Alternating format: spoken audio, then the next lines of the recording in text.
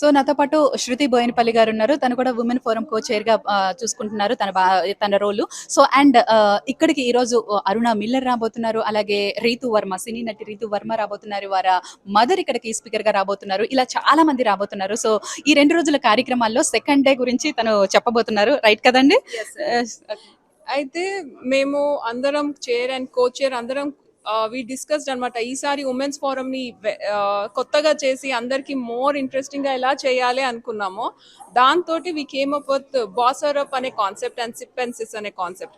First day ఏమో sip and sis concept where you will enjoy tea making and learning AI and also getting lot of knowledge. Second day రోజు we want to encourage women to start their own businesses and like కొంతమంది కొన్ని కోరికలు ఉంటాయి but they cannot come out of the house కదా.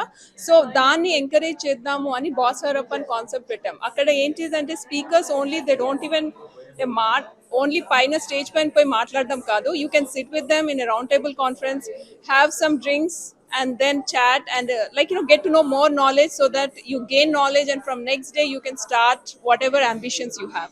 Super అండి. So చూసారు కదా ladies, so don't miss this opportunity. General గా మనకి ఉమెన్ ఫోరమ్స్ జరిగినప్పుడు సో ఆ కీనోట్ స్పీకర్స్ వినడానికి వెళ్తూ ఉంటాము. సో బట్ ఇక్కడ వారితో పాటు కూర్చొని మాట్లాడుకునే అవకాశం ఇది ఎంతగానో కెరియర్ కు ఉపయోగపడబోతుంది చాలా మందికి. థ్యాంక్ యూ అండి. Thanks for this concept.